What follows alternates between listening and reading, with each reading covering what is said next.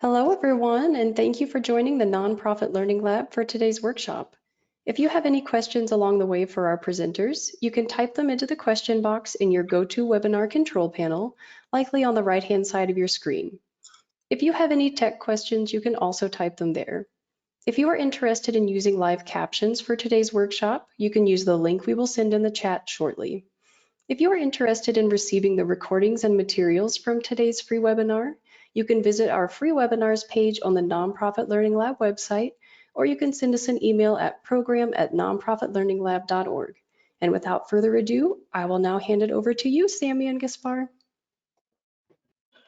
Hi, everyone.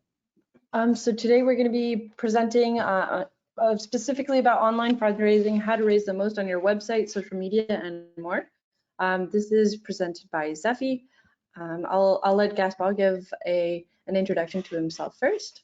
Yes, so hello everyone, I hope you can hear me well. I'm Gaspar, I'm a Charity Success Manager at Zeffy. It's been 2 years I've been at Zeffy.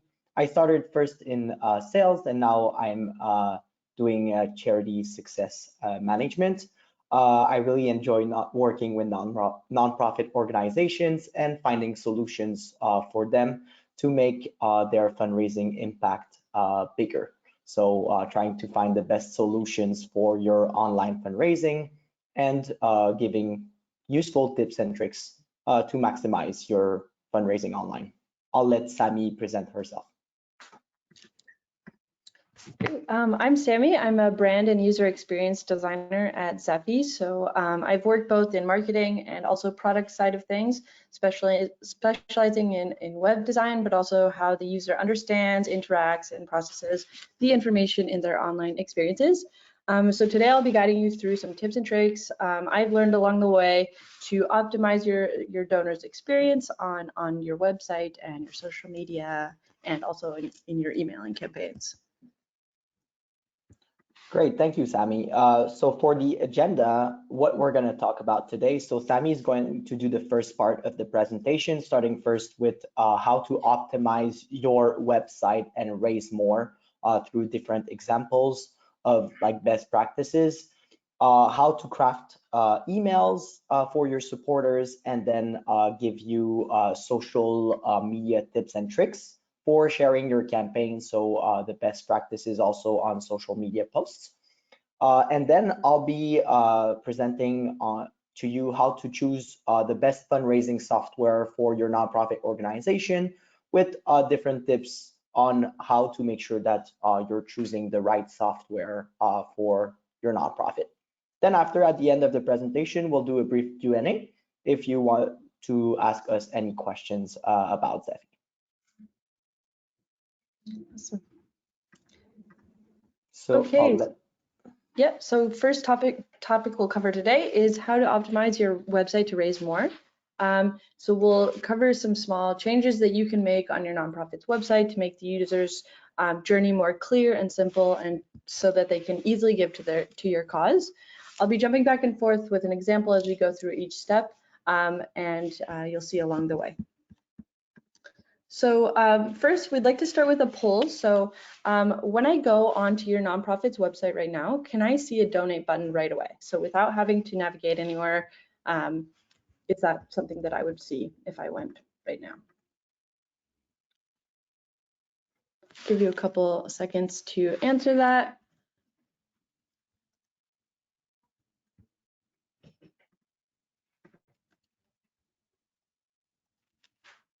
Okay.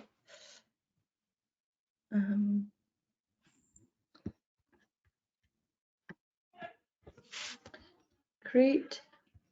So it looks like some of you answered yes, that's great, and some of us answered no as well. So that's also great. So for those that answered no,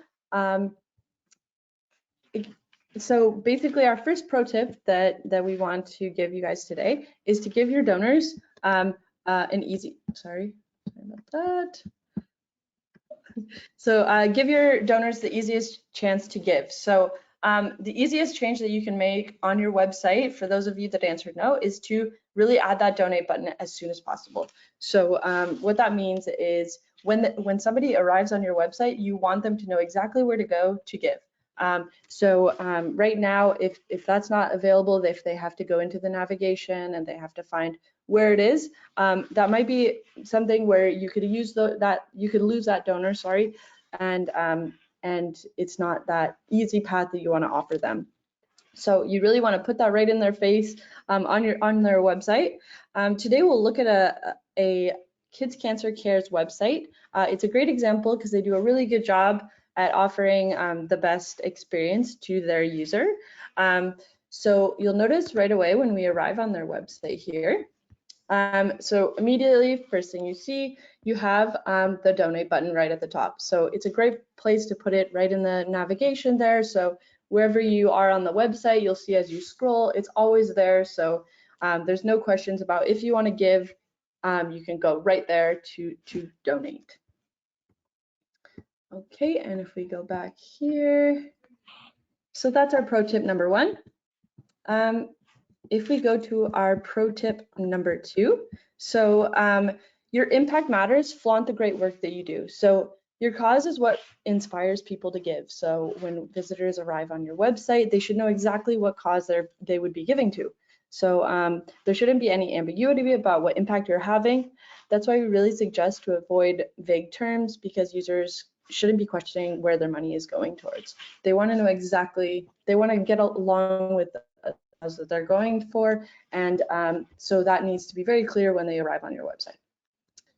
So if we go back to our example here, you'll see here, so Kids Cancer Care, helping families fight childhood cancer. It's a very simple sentence. It's not too long.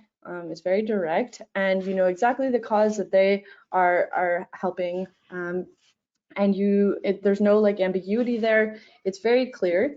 And you'll see they also offer the About Us button. So if they do want to learn more about your cause, having that direct path to go there is also available at any time. You'll also notice that the About is also in the navigation. So wherever they're navigating elsewhere on the website, it's also something that they can access there, because the cause really does matter, and the great work that you guys are doing should be flaunted.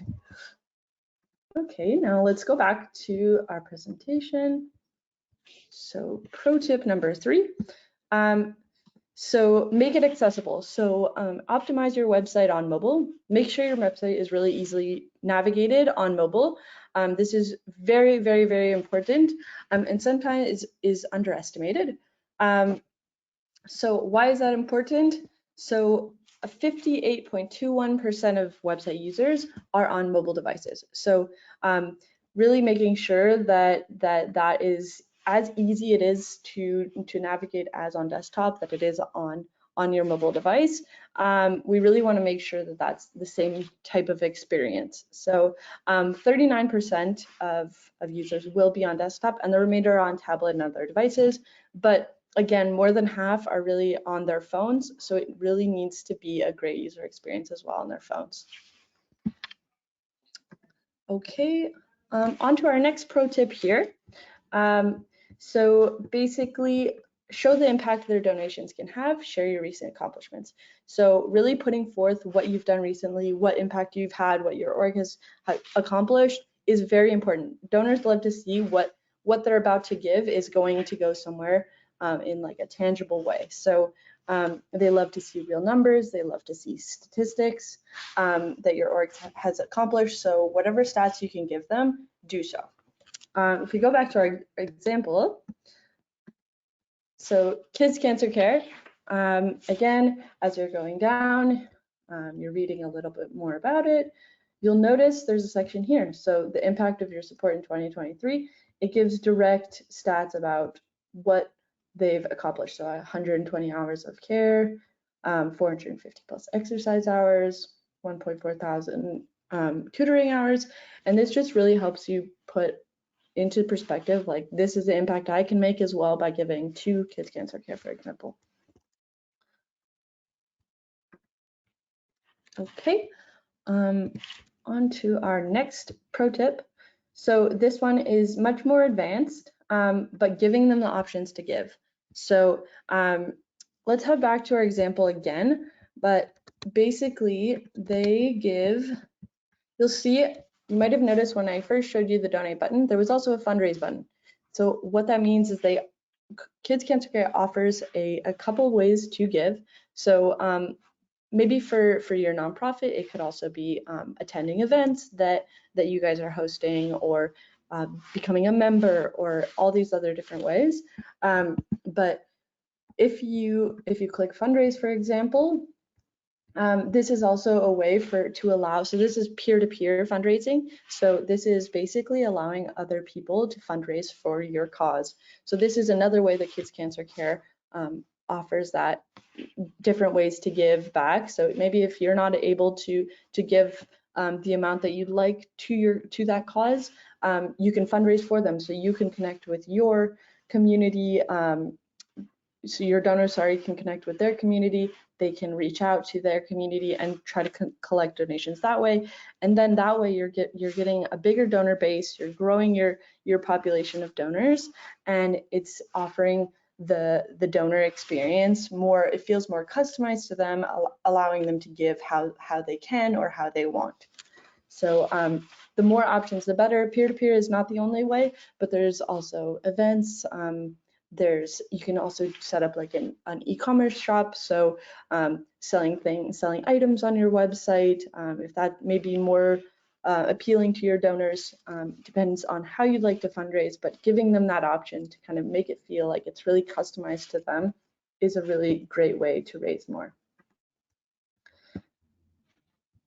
So if we do a recap of, again, all the tips that we gave for the website. So give your donors the easiest path to give. So again, add that donate button to your website, and really making sure that that's wherever they go on the website, they can see that. Next is impact matters, flaunt the great work that you do. So just as a reminder, making sure that you put forth very simply the impact that your donation, or that donor's donation could have. Make it accessible, optimize your website on mobile. So again, always making sure that the experience is as good on desktop as it is on mobile. That's something that you should always keep in mind. Show the impact that their donations can have. So really sharing your accomplishments, putting forth your numbers a lot, and your stats that you have. People really like to have that tangible information. And again, lastly, give them the options to give what we just reviewed. Okay, so now we're going to go on to emailing. So how to craft the best emails for your supporters. So we're going to do another poll here. This is more of an open-ended poll, but what time of day is the best time, do you think, to send an email to your supporters?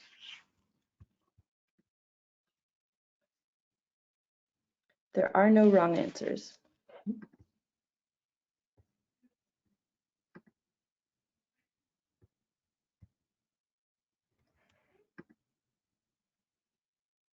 All right, we did get one response already. Someone said morning. Our next response says prior to 9 a.m. or after 7 p.m. We got another 11 a.m., afternoon. And it looks like those are our responses for now. We got a couple more, 8 to 9 a.m., midday, afternoon, and another morning. Okay, perfect. Okay, so I'll be answering this in a couple slides. So we'll go back to this, and if anybody else wants to answer. Great. Okay. So our first pro tip about emailing is going to be to hook your supporters with the subject line. So the biggest mistake that you can make is really underestimating that subject line. So really focusing a lot of your energy on what you want that subject line to be and what's going to hook the person to actually open the email. Because it's crazy how many people don't actually open the emails, because everyone's email is always overloaded with so many marketing type emails. You really want to be able to give them that one line that's going to hook them and encourage them to open that email.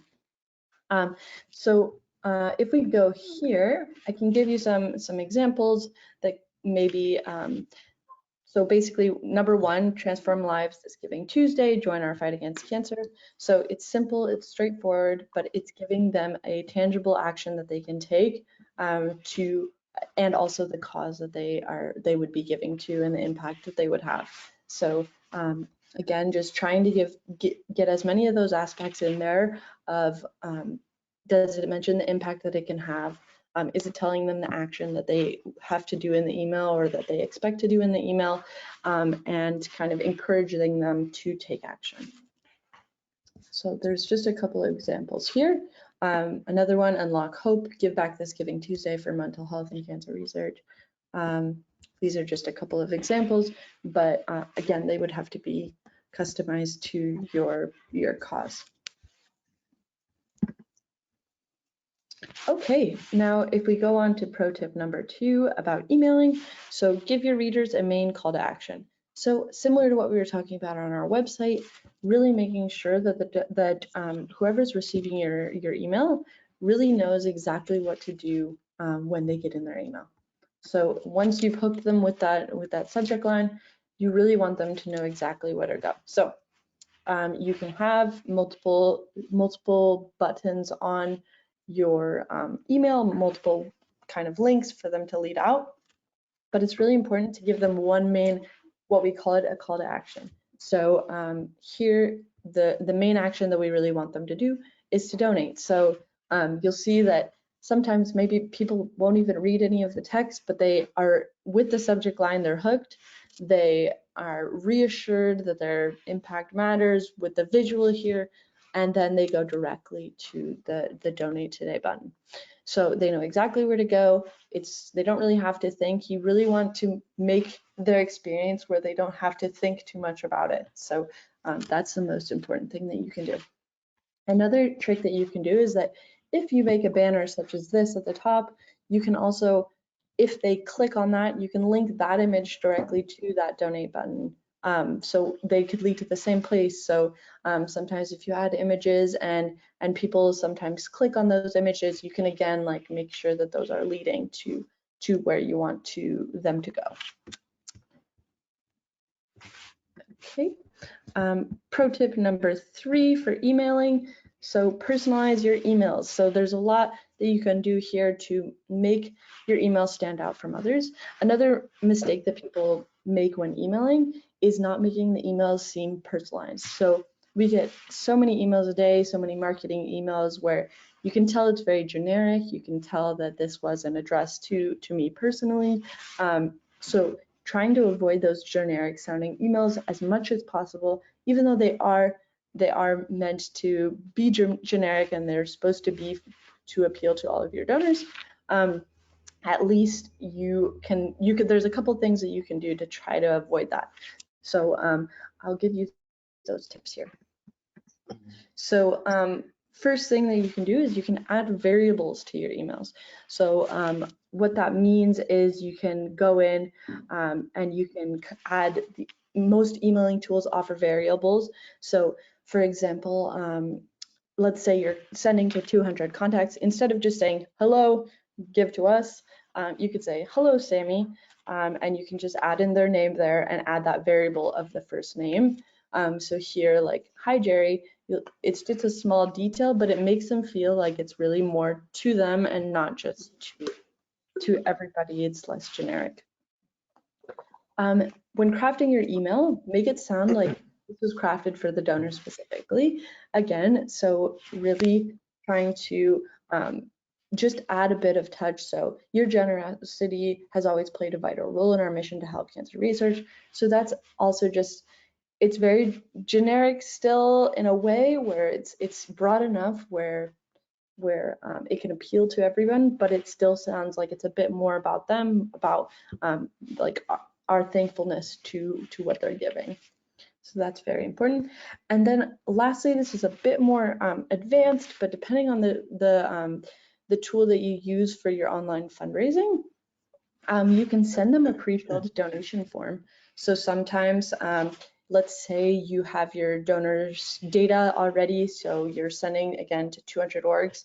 and you already have their information, such as their first name, their last name, their email, maybe their address. So basically, if they click that Donate Today button, it would open a pre-filled form for them, so that they don't have to go through and fill in all that information one by one. It would make the conversion of your donation form really increase, because it's faster, it's simpler for them, and less of a hassle to add in all that information. So those are some tips to make it really more personal. Okay, pro tip number 4, so connect with your supporters at the right time. So really making sure that we're going back to the question that we had on our poll. So what is the best time of day to send an email? So I'll tell you right now. So it's proven that 9 to 11 a.m. is the best time to send your emails. This is a time where you'll get more interaction rates, meaning more people will click to actually open your email and click within the email, that call to action that you have put in there. Those are the best times. If you do prefer to catch your supporters in the afternoon and maybe not in like the busy morning, you can also do between 1 and 2 p.m. That's also a great time, and it's also proven to be very closely as an effective time to 9 to 11 a.m. So there's that. And then also the best days of the week are Tuesday and Thursday. For whatever reason, those are the 2 best days that people are more engaged with our emails, from what we know. Okay, pro tip number 5 on emailing. So always test your emails before sending. So this seems like a very simple thing to do, but we're all human and mistakes can happen. So where you forget to add maybe like a link to your button, or it looks funky on mobile, or you have some spelling mistakes, which is why we always want to make sure that we send a test email to yourself to make sure it's all working well. So really sending it to yourself, testing all the buttons that you have on your email, making sure they're going to the right place, making sure there's no spelling errors, all that thing. It has saved me so many times to just make that one last test. It takes only like 1 or 2 minutes, but it does make a world of difference when you're sending to a large amount of people. Okay, on to our next subject here. So social media, some tips and tricks for sharing your campaigns. So pro tip number 1 for social media. So use tools to help you craft your posts. So this is the biggest hack out there for making content for your organization. So not just on social media, but you can also use this for emailing. You can use this on maybe flyers or posters around your office or at your events. Using these tools as much as possible is the best. So the 2 tools that we're going to talk about today, there's so many out there, but the 2 I find the most useful and offer the most tools are these 2. So first is Canva. So Canva is a tool that you can use to create visuals. So you can create images, you can create videos on Canva, you can create like PDFs and guides and that kind of thing. So images to accompany your social media posts or whatever it is. There's hundreds of thousands of templates out there that you can choose from on Canva, and you can also customize anything from colors to text. You can also make anything very custom to your organization, so simply by adding your logo. The options are really endless there for creativity, and if you're not a designer or have that eye, there's so many templates just to go off of and really have a good starting place for that. The best part about Canva is that it is 100% free to use for nonprofit organizations. So all you have to do is create your nonprofit's account on Canva, and you can have access to an unlimited amount of visual content there. It's very fast, very simple, and it's very user-friendly. Next up, so is the ChatGPT. So very famous. This is a new tool that you can use to help craft your social media posts and specifically about writing. So if you have if you want to write a nice long caption for your post, you can go ahead. I'm just going to show you here. You can go right into ChatGPT. I pre-filled this, but write me a social media post for my nonprofit called Save the Seed to share my donation form with my donors. You can type really whatever, but basically, once you give them that prompt, they'll write a caption for you. So they add some hashtags, they add some details about it, and of course ChatGPT is never perfect. So again, like rechecking what they write and adjusting based on the cause that you want to mention, or adding those extra details. But it's always a great starting place for your posts and for your written content to use ChatGPT as just a helper. It really makes a world of difference for productivity there. So that's that. Okay. So next up is pro tip number 2 for social media.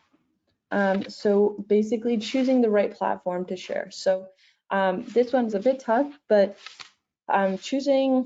really knowing exactly where your donors are going to be. So best way to do that is you can check if your nonprofit has multiple social media accounts, so Facebook, Instagram, LinkedIn, or X, or wherever it is, really knowing which one do I have the most donors on, which one is my biggest platform to share, and also directly asking maybe a group of 20 donors, what platforms do you use?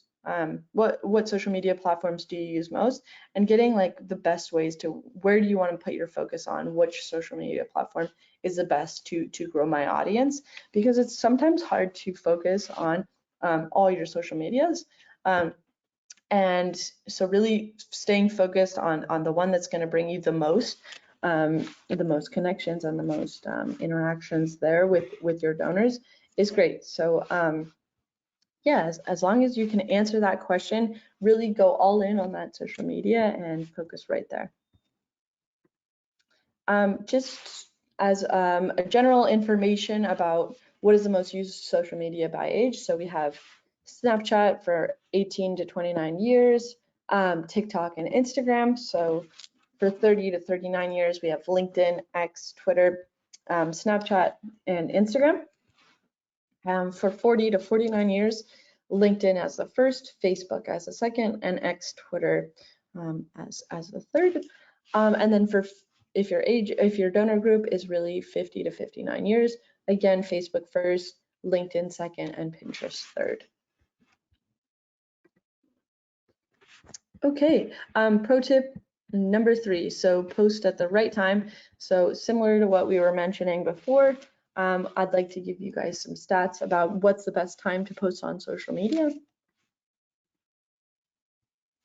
So here, again, it follows the same kind of trend that we had for emailing, but here's the best time to post depending on the days of the week and also the platform that you choose to post on. Okay, pro tip number 4 for social media specifically. So encouraging people to share, like, and comment on your posts. So something that's really great to do whenever you write a caption, telling people directly, share this post, like this post, comment it, encouraging people to do that is very, very, very important, so that they know exactly like how can they support this. If this post speaks to them, how can they support it? How can they kind of get that interaction that maybe they wouldn't know to do without that? So it's just a small thing that you can do to encourage people. But with that, if you're gonna encourage people to share, like, and comment on your post, it's always so important to interact with people as much as you can. So when people comment on your post, interact with them, kind of build that conversation in the comment section. If some of your donors have posted about something related, you can like their posts. You can really share other posts from other orgs relevant to your cause. You can you can really interact, you can encourage other nonprofits, and maybe in turn, they'll also encourage your nonprofits. So yeah, very important. Here's an example of that. So British Heart Foundation. So again, they made this post about a project that they had worked on, and basically one of their donors had commented, and they were quick to respond. Okay, pro tip again. So next pro tip on social media. So make real posts. Your donors really want to know what you're up to. People love to see the real behind the scenes. So really letting your donors know what you're up to. Events you've had, maybe impact you've made recently, similar to what you want to share on your website, but a bit more real. So sometimes they even like to know what a day looks like at your office or at your organization. Kind of what your day-to-day looks like, where their funds are going, and sharing as much of that and being very open with kind of the impact that you're having is very huge on social media specifically, just because it gives you more freedom on kind of what you can share, opposed to your website, which is more like corporate, and so yeah, you have more freedom there. Okay, here's an example of that. So there was this Cancer Society here. They really they had a golf tournament, and they really shared about that, and looks like a very exciting event, and they give the impact, and they're really sharing about all the great things that they're doing. Okay, cool. Now I'm gonna hand it over to Gaspar for the rest. Thank you so much, Sammy, for doing this. And in this section, I'm going to talk about how to choose the best fundraising software for your nonprofit organization. So before choosing the software for your nonprofit organization, you have to ask yourself, does this platform have all the features that I need to fundraise online? So let's say you are a food bank, you want to, let's say, maybe collect donations online, run events for your food bank, and maybe do peer-to-peer fundraising. So you would need those 3 tools minimally to do your online fundraising. So in terms of online fundraising, there are different tools out there, such as donation forms for you to collect donations online and do donation campaigns. You have ticketing tools to help you sell tickets for events, classes, banquets, and so on. Peer-to-peer fundraising, which allows your whole community, as Sammy talked about, with the fundraise button on Kids Cancer Care, where anyone could fundraise for your nonprofit organization around your community. So that's pretty important to have in a software. It really is a very great way to fundraise through peer-to-peer campaigns. Also raffles. So if it's permitted with the laws in the state that you're in, raffles are also something super cool to do and to expand your fundraising online. E-commerce, as Sammy said, to open an online shop, sell items online for your nonprofit. If that's the case for your nonprofit, that's obviously something you want to take a look at. Memberships, if you want your members to become members for your cause and they have to pay a specific fee, membership forms could be also something that you want to look out for. A donor management system to be able to re-engage your donors at the right time, customize your emails and pre-filled forms like Sammy said. So that also could be important to do your reporting. So let's say annual reporting of all the transactions that you've collected throughout the year and so on. So lots of different tools. Also online auctions is another tool that could be useful for you to raise even more. Let's say you do a gala and you want to do an auction that is live where people could bid on their phones. Having a live auction could be also something super interesting for the software that you are looking for. At the moment, maybe I can ask you this question. Sorry, go ahead, Sammy. Okay. How much does it cost to use the platform? So is it only the transaction fees, credit card fees that you have to pay as a nonprofit organization plus the platform fees? Basically, really all the costs behind the platform. So is it transactional fees, credit card fees, platform fees? Normally, it ranges between 3 and 10% of the initial donation. So on average, let's say someone gives $100 towards your nonprofit organization, it will cost you as a nonprofit between $3 and $10 to process that donation, depending on the fundraising software. So it can get quite expensive at the end of the year to process donations through a software that is expensive. So make sure to check the cost of the fundraising platform that you're planning on using. Next slide. Also, something that can be useful for all the members of your organization. So probably some members in your organization are super tech savvy and they really understand well like how software works, but maybe some others are less tech savvy and they need like a fundraising software that is super easy to set up and use. So that's also something to look out for. If the process to create an account is super long and extensive and asks too many questions, that could be something that blocks you to use a software. So make sure that also the software you're using is simple, easy to use for your nonprofit organization. Next slide. Also something to look out, the customer support. We know that when you are going ahead with a fundraising software, you want to have like an after sale service. You want to make sure that people are really there to help you like get the most out of the software.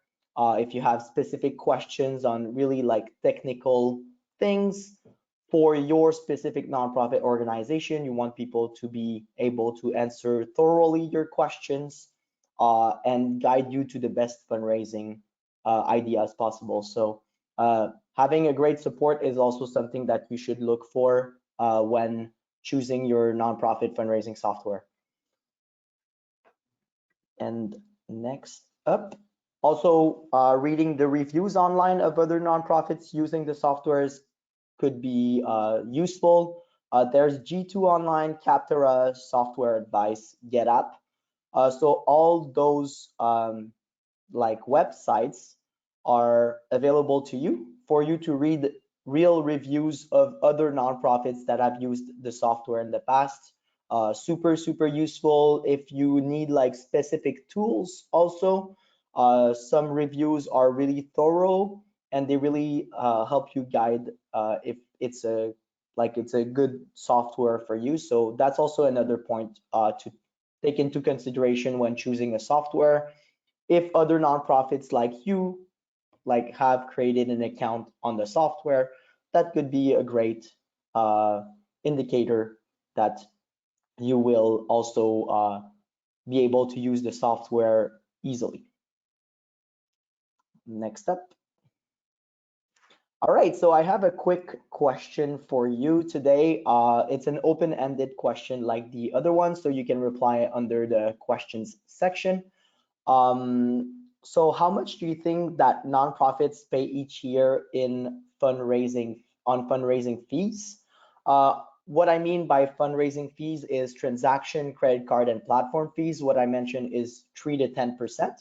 What I want now is a number. So how many millions of dollars, or is it billions of dollars that is wasted by nonprofit organization on those fees? You can just type your question your answer in the question section.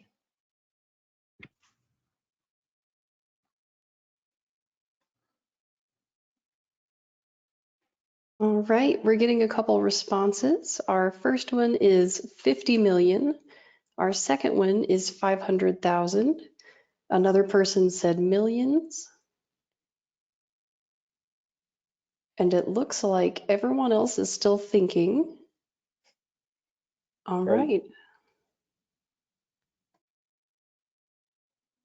Actually, it's $3 billion in fundraising fees just last year for nonprofit organizations.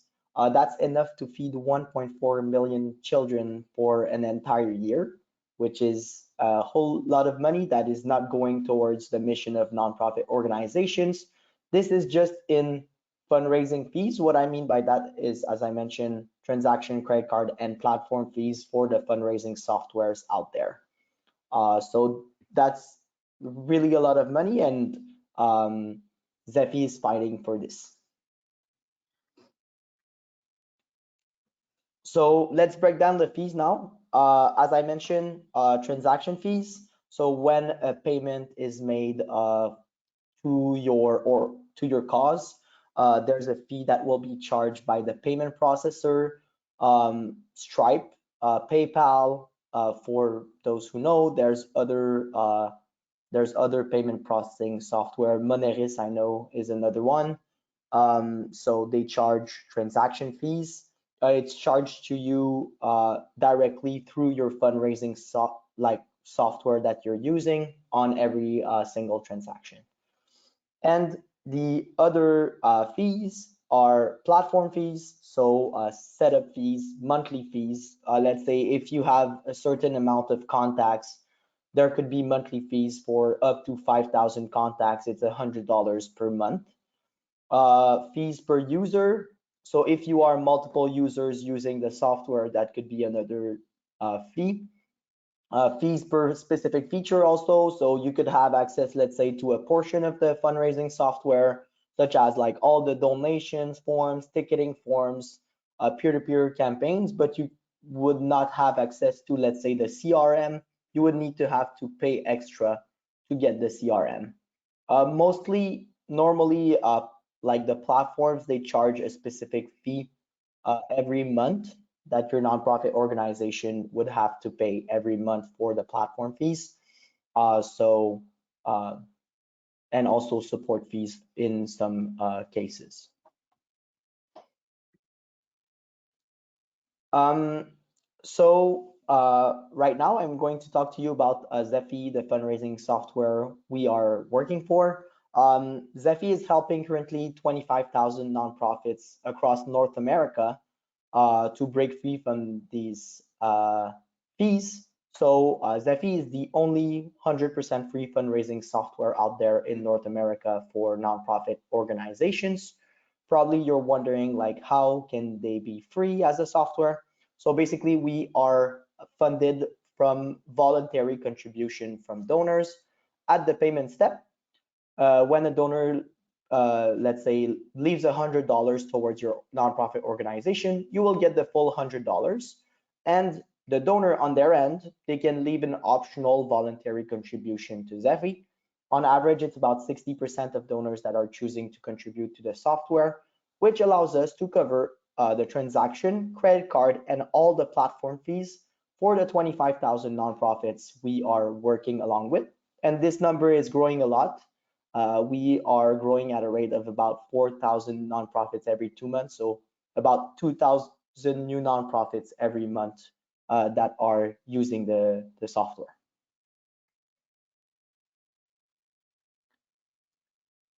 So as I mentioned, it's 100% free. There's no platform fees, transaction, and credit card fees by using Zeffy. So as a user, you really get all the money that you fundraise through our software.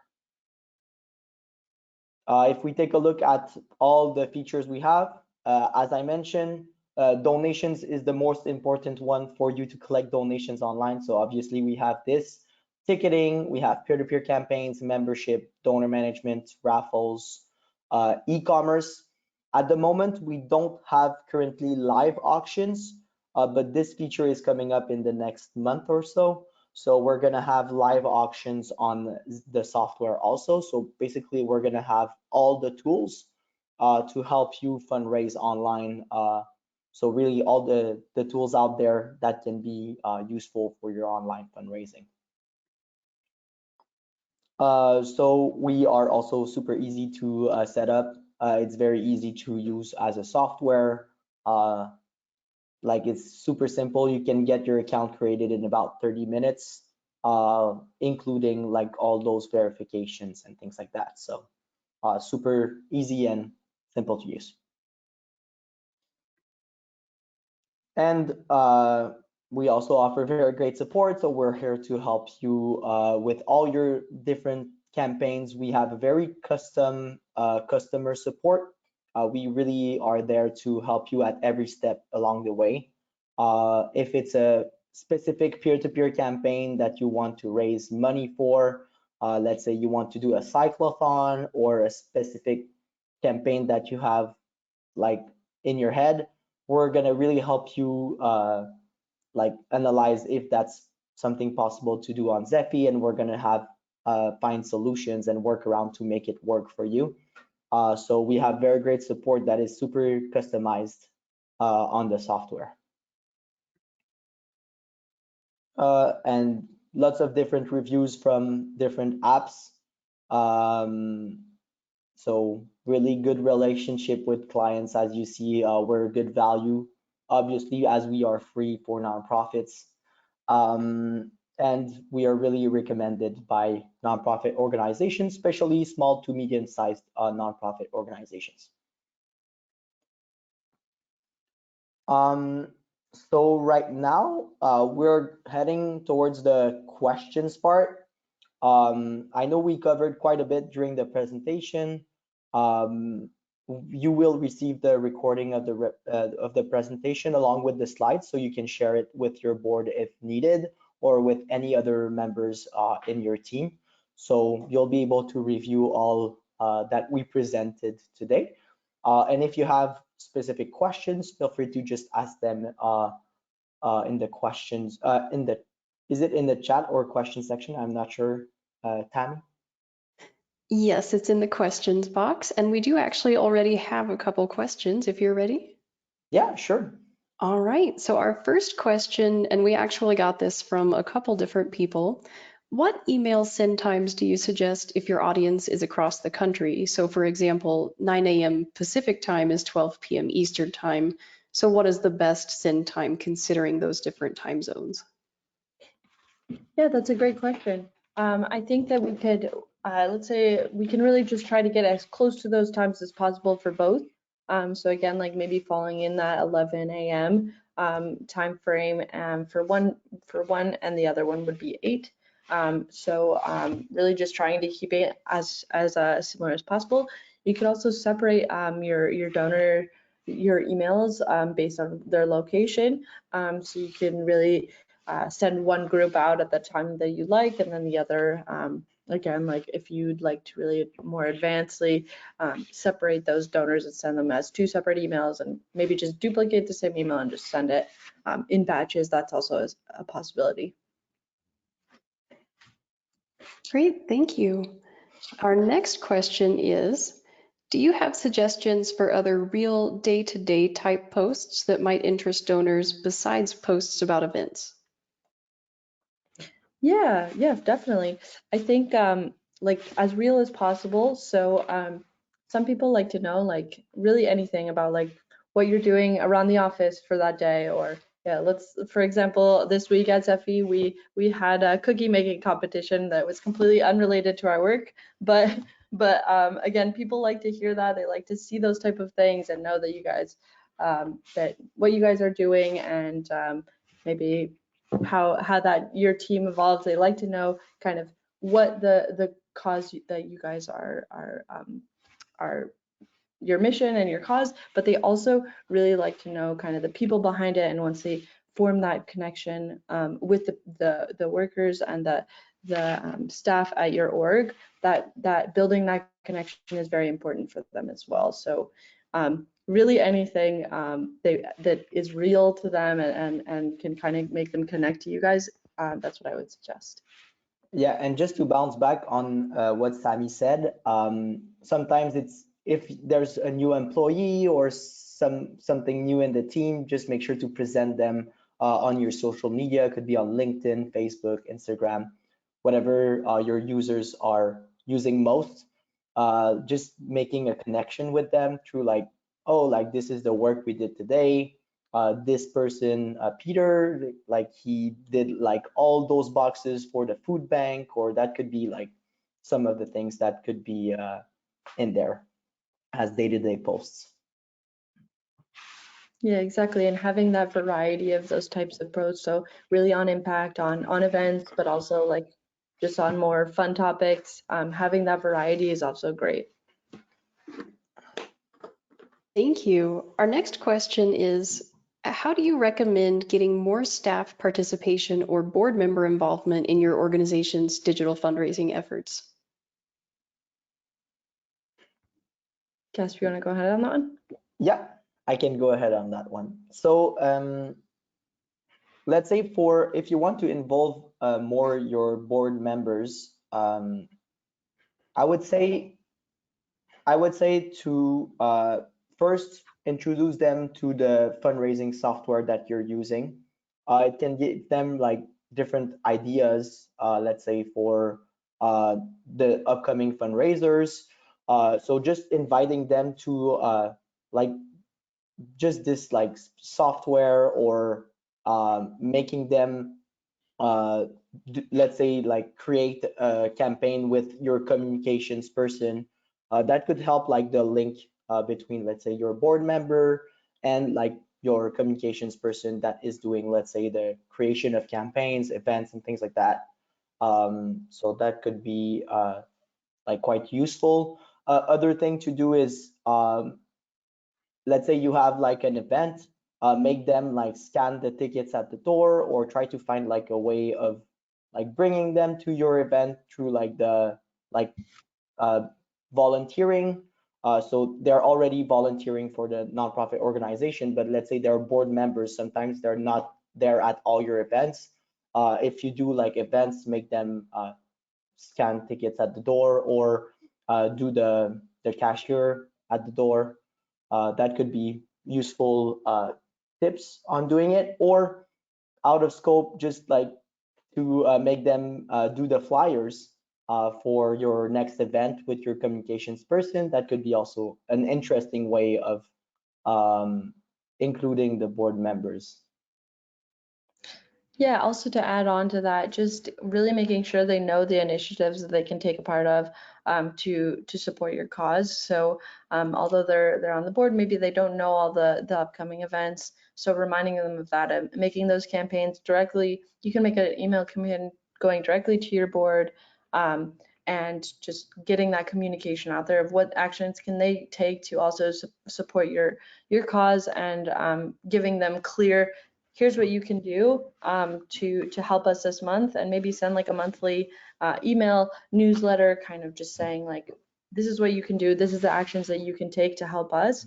That I think really giving them those tasks and giving them those direct actions is a great way to motivate them to really get involved with what you've got going on. All right, well, thank you very much. It looks like those are all of our questions. Cool. If there are any other questions, we can stay till 1 o'clock. If anyone has like more questions about either Zeffy or just what was presented today, we're really there to answer the questions that you might have about, yeah, any topics that we presented to you today. All right, thank you, Sammy and Gaspar. This workshop has come to a close.